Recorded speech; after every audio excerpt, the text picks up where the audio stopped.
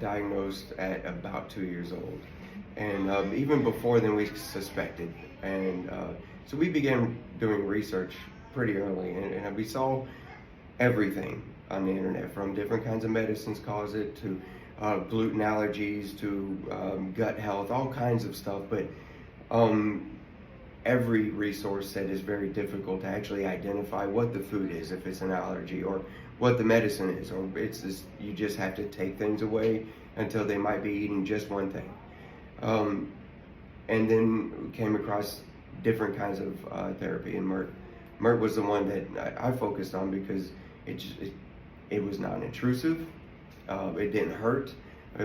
I couldn't find any indication that it could actually do harm.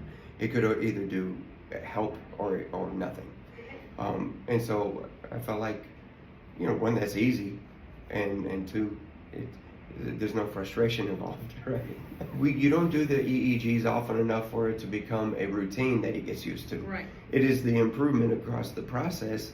That's just one of the many ways that we can gauge that improvement. That's right. So 4 or 5 EEGs went from horror to fun.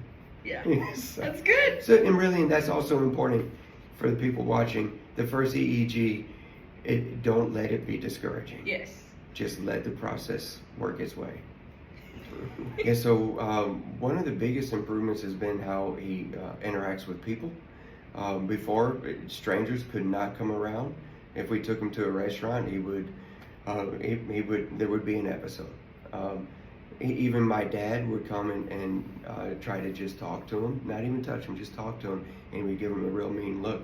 But now, after the first 2 weeks, he didn't do anything anymore. He even started telling some strangers hi, which was unusual, right? And now, he's started to really come alive. Lights are coming on. He jumped in a water puddle, splash. That was fun. We play. He'll splash me when he's getting out of bathtub. He'll blow bubbles at me. We can play. The communication is better. We're not having conversations yet, but like today, he said we go home, which is huge. There have been a whole lot of improvements that I feel like with a little bit more speech therapy and things like that, it'll blossom. It'll become something. Our biggest fear was, will this make things worse? Could it make things worse?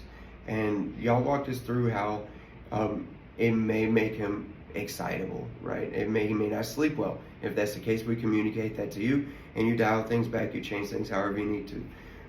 That didn't happen with us. He maintained being happy, even when he was sick, So the biggest hurdle is getting over the fear of hoping that it might do something.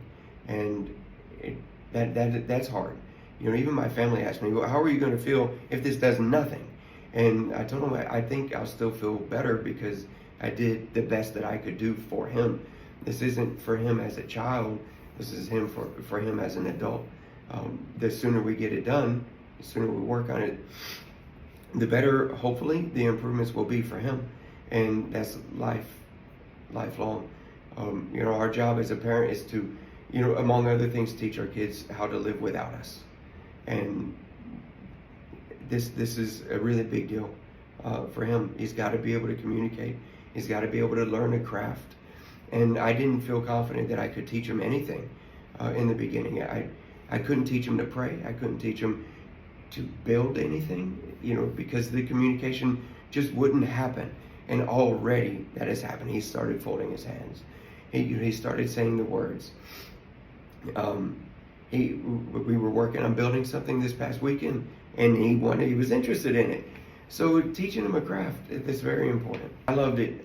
Y'all were really helpful. Early in the beginning, we had a lot of trouble doing the EEG, getting the hat on him, and y'all let us borrow the hat so we could use it on him overnight. Even though we trained him using a hockey hat, a goalie hat, and anything like that to get him used to it, he still just didn't like it. But y'all worked with us. Y'all brought us. You came to my office and gave it to me. It's so helpful. You had snacks to help him stay cool.